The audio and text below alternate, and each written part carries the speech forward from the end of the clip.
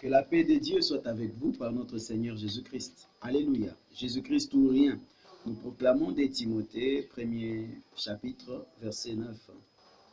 C'est lui qui nous a sauvés et nous a appelés à mener une vie sainte. Et s'il l'a fait, ce n'est pas à cause de ce que nous avons fait, mais bien parce qu'il en avait librement décidé ainsi à cause de sa grâce. Cette grâce, il nous l'a donnée de toute éternité en Jésus-Christ. Verset 10. Et maintenant, elle a été révélée par la venue de notre Sauveur Jésus-Christ. Il a brisé la puissance de la mort et par l'évangile a fait resplendir la lumière de la vie et de l'immortalité. Verset 11. C'est pour annoncer cette bonne nouvelle que j'ai été établi prédicateur, apôtre et enseignant ou docteur. Amen. Que Dieu soit béni. Alléluia. L'évangile de la grâce, c'est le seul vrai évangile. Cela vient de l'éternité. Dieu nous a fait grâce en Jésus-Christ dès avant la fondation du monde. N'est-ce pas merveilleux? Parce qu'il est l'agneau immolé dès avant la fondation du monde. Et voilà pourquoi l'évangile de la grâce est le seul véritable évangile. Tout autre évangile, l'évangile de la loi, l'évangile de je ne sais pas quoi, l'évangile de la grâce est vraiment complet, il est tellement abondant. Que Dieu soit béni. Amen, amen, amen. Ainsi, on nous dit que sans dépendre de nos œuvres, dans la grâce, cela dépend de Dieu complètement. Dieu a tout fait. Et nous ne pouvons que répondre à la grâce par des actions de grâce. C'est la seule manière de reconnaître la grâce que Dieu nous a faite. Vous n'avez rien à faire, Dieu n'attend que vous fassiez rien pour votre salut. Dieu n'attend pas que vous fassiez quelque chose pour votre sanctification. Il n'attend pas que vous fassiez quelque chose pour quoi que ce soit. Ce que vous devez faire, c'est simplement rendre des actions de grâce. Et lui va vous donner la force pour accomplir. Totalement comme Adam dans le jardin d'Éden. Quand il est venu, il a trouvé que Dieu avait déjà tout fait. Lui n'était que héritier de toutes ces choses, de toutes ces bontés, de toutes les richesses de la terre. Et bien sûr, ce que Adam devait faire, c'est reconnaître cela et continuer simplement à s'aimer. Voilà ce que Dieu lui avait donné comme ordre. Alléluia. Merci Seigneur. Mais Dieu avait déjà tout fait. Même quand Adam sème, ce n'est pas lui qui fait croître. Ce n'est pas lui. La vie est déjà dans chaque sémence. La loi de se reproduire est déjà dans chaque chose. Voilà, donc c'est à Dieu la gloire. À Dieu soit rendue la gloire. Ainsi, quand la parole me dit sanctifiez-vous, ça ne veut pas dire que vous devez faire des efforts pour vous sanctifier, parce que Dieu vous a déjà sanctifié en Jésus-Christ. Il est dit que Jésus a été fait pour nous sanctification, rédemption, justification. Alléluia. Il a déjà été fait pour nous toutes ces choses et sagesse. 1 Corinthiens 1, verset 28, je crois. Alors, nous ne pouvons que répondre à la grâce que Dieu nous a déjà faite en Jésus-Christ. Nous n'avons rien à faire, aucune œuvre servile. Nous nous reposons, nous sommes entrés dans le repos, nous sommes entrés dans les sabbats, nous sommes entrés dans les repos, nous nous reposons de nos œuvres. Que Dieu soit loué. Nous avançons. Galates 2, nous avons vu Paul, comment 3 ans après sa conversion est monté à Jérusalem pour la première fois en tant que chrétien. Et il a été logé chez l'apôtre Pierre. Et il a aussi, il a fait que 15 jours. Et dans ces 15 jours, il a aussi croisé Jacques, le frère du Seigneur. Ainsi, 15 jours, c'est peu pour apprendre réellement la quintessence du message de Jésus-Christ. Ce qui est vrai, Paul a reçu la révélation de la même manière que les 12. Les 12 ont reçu la révélation dans Luc 24, 44 à 47. Le Seigneur leur a, ce n'était pas 15 minutes, ne vous en faites pas, ça a dû prendre toute une journée. Ils ont pris des notes. Le Seigneur était en train de parler en commençant par, il dit dans la loi de Moïse, dans les psaumes et dans tous les prophètes, prouvant qu'il devait mourir, être enseveli et ressuscité au 3e jour. Il leur a ouvert l'entendement pour qu'ils comprennent les Écritures. Ce que les apôtres, ce qu'ils prêchaient, c'était la révélation du Seigneur Jésus, la doctrine du Seigneur Jésus. Et Paul aussi a reçu la même révélation de par le Seigneur ressuscité. Il lui est apparu pour lui révéler le même évangile. Jésus-Christ peut encore faire les mêmes choses parce qu'il est vivant. Et pour le faire, tout dépend des circonstances, des lieux et du pourquoi. Alléluia. Mais sinon, aujourd'hui, nous avons déjà l'évangile. Il vous suffit de lire et de relire et de relire, d'étudier, de réétudier dans l'esprit de prière. Vous priez réellement, profondément et continuellement et vous dites, Seigneur, révèle-toi à moi. Parce que le rôle du Saint-Esprit, c'est de nous conduire dans toute la vérité, de nous rappeler ce que le Seigneur nous a déjà enseigné. Voilà le rôle du Saint-Esprit. Nous devons simplement lire et relire et le Saint-Esprit nous ouvrira l'intelligence selon la capacité que Dieu lui a donnée. Alléluia. Amen, amen, amen, amen. Alors, nous avançons aujourd'hui. Galates chapitre 2, 1 à 10. Il est dit, 14 ans plus tard, je suis remonté à Jérusalem. Paul, son apostolat, c'est dans Acte 13. Avant Acte 13, Paul a été spécialement un enseignant. Il a enseigné dans Acte 11, dans l'église d'Antioche. Et là, Paul a été appelé docteur. Alléluia. il est docteur. C'est là que les chrétiens, les disciples de Christ ont été appelés chrétiens pour la première fois. Vous allez remarquer que les disciples de Paul, disciples de Pierre ou pauliniens ou céphaciens, mais ils étaient appelés disciples de Christ parce que les apôtres ne faisaient que reléguer la doctrine du Seigneur Jésus-Christ. Vous voyez ça? Voilà. Jean avait des disciples parce qu'il avait sa doctrine. Chaque prophète pouvait faire ses disciples, mais Jésus aussi a fait ses disciples parce qu'il avait un message, un évangile. Pierre n'en a pas, Paul n'en a pas, parce qu'ils apportent l'évangile du Seigneur Jésus, ainsi ils font des disciples pour Christ, des enfants pour Christ. De Pierre, enfants de Paul, c'est enfants dans la foi, donc en Jésus-Christ. Que Dieu soit béni. Je suis disciple de Jésus-Christ. Il est anormal aujourd'hui d'avoir un disciple de je ne sais pas qui. Alors ces gens, vous voyez, ils se disent disciples de, disciples de, disciples de, et ils s'attachent à la malédiction en faisant des choses comme ça. Dis-moi, nous avançons. Galates 2. 14 ans plus tard, je suis remonté à Jérusalem en compagnie de Barnabas. J'avais aussi comme amené Tite avec moi. Je fais ce voyage pour obéir à une révélation divine. J'y ai exposé l'évangile que j'annonce parmi les non-juifs. Je l'ai exposé dans un entretien particulier aux dirigeants les plus considérés, car je ne voulais pas que tout mon travail passé et futur soit compromis. En effet, il a été apôtre après eux. Or, Tite, mon compagnon, et les 12 étaient les dépositaires, les premiers dépositaires de l'évangile. Et Paul devait réellement agir de cette manière, quoi qu'il l'a reçu par révélation. Or, Tite, mon compagnon, était d'origine païenne. Eh bien, on n'est là même pas obligé à se soumettre au rite de la circoncision. Et cela, malgré la pression des faux frères. Les faux frères font toujours une pression sur les enfants de Dieu. Des intrus qui s'étaient infiltrés dans nos rangs pour espionner la liberté dont nous jouissons dans notre union avec Jésus-Christ. Ils voulaient faire de nous des esclaves. En tout cas, si vous ne vivez pas dans la liberté, vous n'avez pas encore véritablement reçu l'évangile de Jésus-Christ. L'évangile de Jésus-Christ, c'est la liberté. Et vivez-vous dans la peur? La peur du pasteur, la peur de qui, je ne sais pas quoi. Alors, les gens vivent dans la peur et ils font de leur mieux pour obéir aux lois qu'on leur a entrées dans les royaumes des cieux. Non, non, non, non, non. Ils sont au fait simplement des esclaves, réellement des esclaves. Ils sont des esclaves des hommes malheureux. Et oui, ces esclaves, on vous impose des lois. La sœur doit porter une jupe qui ne dépasse pas les chevilles. Alors, si elle arrive à l'entrée de l'église, à l'entrée de l'assemblée, à l'entrée du lieu de prière, il y a le pasteur lui-même avec un mètre ruban ou son diacre pour vérifier la taille de votre jupe. La taille, n'est-ce pas grave, la longueur de la jupe, et vérifier la taille, vérifier si les sous-vêtements n'ont pas laissé des traces par derrière, vérifier les chemisiers, vérifier la taille de vos soutiens-gorge, vérifier les manches longues de frères si cela dépasse les manches courtes des habits, si cela dépasse des chemises, si cela dépasse les coudes ou pas, vérifier comment ils ont coiffé leurs cheveux, comment ils se sont peignés, si voilà, voilà, voilà, et c'est grave ça, voilà, ce sont des nouveaux, ce sont des serviteurs de Pharaon. N'est-ce pas grave? C'est imposer des lois sur les enfants de Dieu, faire d'eux des esclaves. Vous avez besoin d'être libérés par l'évangile de la grâce. Recevez la grâce et vous serez libérés de toutes ces choses-là. Que Dieu soit béni. Amen, amen, amen. Mais nous ne leur avons pas cédé un seul instant, ni fait la moindre concession afin que la vérité de l'évangile soit maintenue pour vous. Amen, la vérité de l'évangile. Nous devons comprendre véritablement qu'aujourd'hui, la loi n'a plus d'impact. Aujourd'hui, la loi a été crucifiée. Nous allons lire, nous lisons comment le Seigneur Jésus a fait des très grandes choses pour nous à la croix. Jésus-Christ à la croix n'est pas seulement mort pour nos péchés. Voici encore la bonne nouvelle. Jésus-Christ a annulé l'effet de la loi sur nous. Jésus-Christ a cloué la loi. Oh là là, c'est très fort ça. J'ai lu dans la Bible second.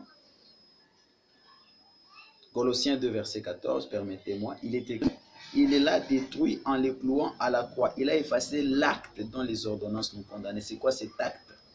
C'est la loi. Jésus a effacé la loi. Et il l'a détruit à la croix. Jésus a détruit l'acte. Il a détruit l'acte à la croix. Que Dieu soit béni. Souvenez-vous de Moïse quand il est descendu de la montagne. Il avait jeté les pierres, il les a brisées quand il a trouvé le peuple. En effet, cela était un type que la loi devait être un jour brisée, détruite. Que Dieu soit béni. Merci Seigneur. Je lis dans la Bible d'Arby. Dans la Bible d'Arby, il est dit, ayant effacé l'obligation. Il a effacé, il a annulé, il a effacé l'obligation qui était contre nous, laquelle consistait en ordonnance et qui nous était contraire. Il a ôté à la croix. Jésus a ôté la loi. Vous ne pouvez pas vivre sous la loi. Jésus n'a pas su. Vous comprenez mal l'écriture qui dit que Jésus n'a pas. Il dit, je ne suis pas venu pour supprimer la loi, ou je suis venu pas pour abolir la loi, mais pour l'accomplir. Alors le mot accomplir, vous le comprenez mal. C'est comme si rendre plus fort la loi. Non, non, ce n'est pas ce que ça veut dire. Parce que la loi, c'était l'ombre des biens à venir. Jésus est l'accomplissement de la loi, ou pour dire la perfection. Et la perfection, ce n'est pas que à rendre plus fort la loi. Non, non. La loi n'était qu'un type. Et Jésus est la véritable chose. La vérité. Jésus, voilà pourquoi on dit que la grâce et la vérité nous sont venues par Jésus-Christ. La loi n'était que l'ombre des choses à venir. Oh Dieu Tout-Puissant, ôte ce voile les yeux de tes enfants. Nous lisons dans une autre Bible. C'est merveilleux. Ayant effacé l'obligation qui était contre nous dans la Bible Martin, laquelle consistait en ordonnance et nous était contraire. La loi est contraire à nous, à ses corps de chair, et laquelle il a entièrement aboli. Jésus a entièrement aboli la loi, l'ayant attachée à la croix. La loi est clouée à la croix. Quand on veut t'imposer une règle, ma soeur, mon frère, pointe-leur le calvaire. Dis, regardez là-bas la croix. Jésus a déjà aboli la loi. Et je ne vais pas obéir à la vôtre. Amen. Jésus a aboli la loi. S'il a aboli la loi divine, accompli plus forte raison les lois humaines. Avez-vous peur des coutumes de vos tribus? N'ayez peur d'aucune coutume, d'aucune loi, d'aucune nation. Jésus-Christ a déjà cloué la loi. Nous sommes appelés à la liberté en Jésus-Christ. Que Dieu soit béni. Que Dieu soit loué. Que Dieu soit loué à jamais. Amen, amen, amen. Écoutez la suite. Écoutez la suite. Maintenant qu'il a aboli la loi, qu'est-ce qui se passe? Parce que le peuple de Dieu continue à vivre dans la crainte. On continue à lire. Je continue. Je vais lire le verset 16 jusqu'au verset... j'ai lu le verset 16 jusqu'au verset 23. Je suis dans ma Bible SMR. C'est pourquoi ne vous laissez juger par personne à propos de ce que vous mangez ou de ce que vous buvez. Ne vous laissez juger par personne. Amen. Alléluia. Oui, oui, oui, oui. De ce que vous buvez, même de ce que vous buvez. Ou au sujet de l'observance des jours de fête, des nouvelles lunes ou des sabbats. Voilà, c'est la loi. Tout cela n'était que l'ombre des choses à venir. La réalité est en Christ. Amen, amen. Ne vous laissez pas juger au sujet de ce que vous mangez, de ce que vous buvez. Moi, je vais ajouter même de ce que vous vous habillez et tout. Ne vous laissez pas juger. Ne vous laissez pas condamner par ces gens qui prennent plaisir à s'humilier et à s'adonner à un culte des anges. N'est-ce pas étrange? Oh là là là là. Oui, oui, ils prennent plaisir à s'humilier. Ça veut dire, ils ne se laissent pas, ils ne coiffent pas, ils ne rincent même pas ses dents peut-être, je ne sais pas trop. Ou peut-être ils les rincent. Eh bien, ils se lavent très bien, certainement. Eh bien, ils laissent, en tout cas, ils disent qu'ils sont naturels. Hein? Et ils s'abandonnent à un culte des anges. C'est l'ange du Seigneur qui nous a ordonné de ne pas boire, de ne pas fumer, de nous habiller de cette manière. C'est l'ange du Seigneur qui nous a dit d'ôter les bijoux et les télévisions dans la maison. Pas de problème. Ils se livrent à leur vision. Ils s'enflent d'orgueil sans raison, poussés par leurs pensées toutes humaines. Voilà, généralement, ces gens de la loi sont toujours orgueilleux. Luc 18 nous le dit. Un homme qui était juste selon la loi, qui jeûnait 2 fois par semaine, qui donnait ses dîmes, il était devant Dieu avec un autre qui était pécheur notoire. Il les regarde au coin de l'œil, il dit, Seigneur, je ne suis pas comme celui-là, je te remercie. Je ne suis pas comme celui-là. Les gens disent, vous allez voir partout, je te remercie Seigneur, je ne suis pas comme ces gens. Je ne suis pas comme ces gens dans leurs églises, les femmes prêchent. Je ne suis pas comme ces gens qui portent les sœurs sont en pantalon. Je ne suis pas comme ces gens. Ils sont orgueilleux. Jésus dit des gens qui sont des propres justes. Ils sont plus saints que l'autre. Voilà le problème. Et l'autre a dit, je reconnais mes péchés. Je reconnais mes péchés, oh Dieu, sauve-moi par grâce. Et qu'est-ce que la Bible dit? Jésus dit, celui-là est rentré plus justifié que l'autre. Parce que celui-ci a cherché la justice qui vient de Dieu comme un don gratuit. Nous sommes dans la grâce maintenant, c'est un don gratuit. Et l'autre a voulu être justifié par ses propres mérites. Un bon juif qui ne comprend pas comment Dieu rend les justes. Dieu déclare les hommes justes aujourd'hui. Il ne comprend pas la doctrine de la justification. Que Dieu vous bénisse. Je vais vous mettre là aussi la doctrine de la justification. Je vous demanderai de suivre. Je suis en train d'avancer, bien sûr. Écoutez, il refuse de s'attacher au Christ qui est le chef, la tête. C'est de lui que le corps tout entier tire sa croissance comme Dieu le veut, grâce à la cohésion et à l'unité qu'il lui apporte les articulations et les ligaments. Vous êtes morts avec le Christ à tous ces principes élémentaires qui régissent la vie dans ce monde. Pourquoi alors, comme si votre vie appartenait encore à ce monde, vous laissez-vous imposer des règles du genre, ne prends pas ceci, ne mange pas cela, ne touche pas à cela. Point, point, point, point, point, point.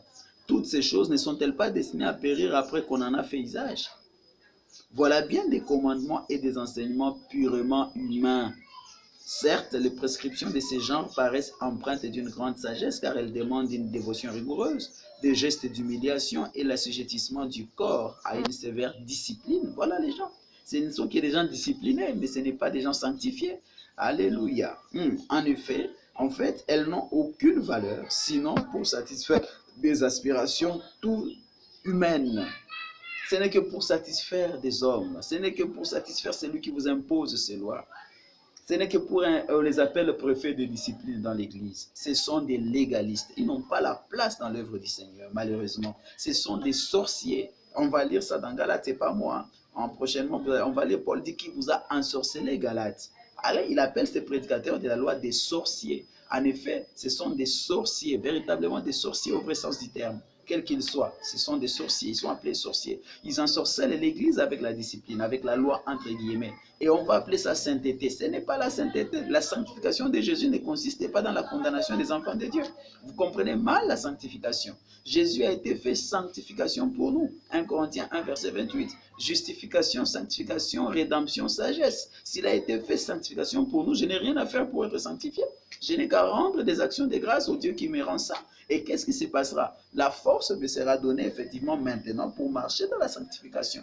Au lieu de m'imposer des règles, des lois, et que ce soit par des efforts, des grands efforts. Je dois fournir des grands efforts pour atteindre une certaine sanctification. Et ce n'est pas la sanctification si on y parvient par des règlements ou des lois rigoureuses. Là, c'est la discipline. Alors on peut dire que les Chinois sont saints parce que ce sont des gens qui vivent dans une grande discipline. Les bouddhistes sont dans une très très grande discipline. Ils sont si disciplinés. Bien aimé, ce n'est pas la sanctification, c'est la discipline.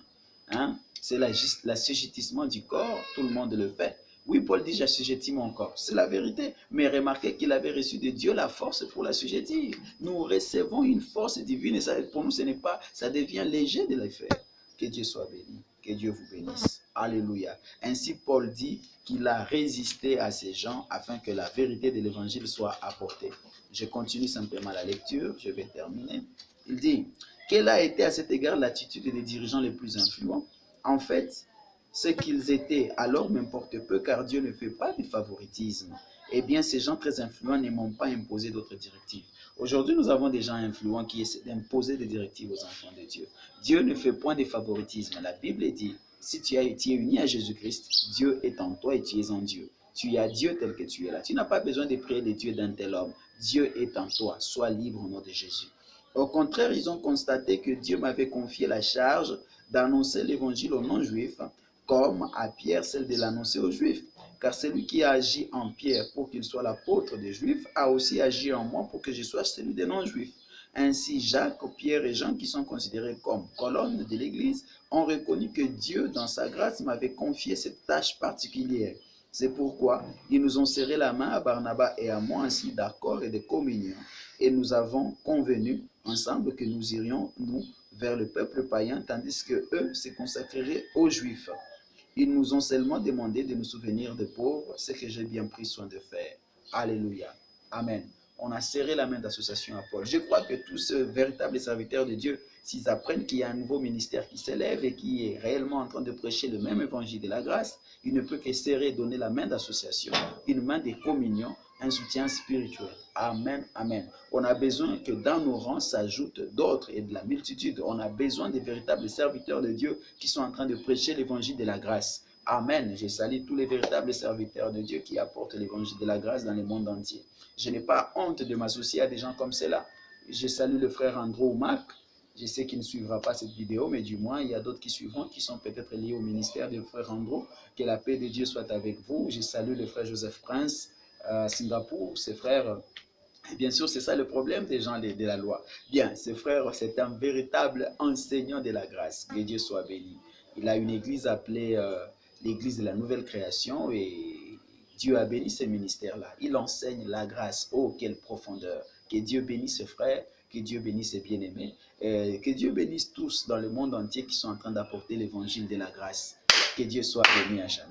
Que Dieu vous bénisse en ce matin. Paix à vous. Shalom. Au prochain numéro. Amen.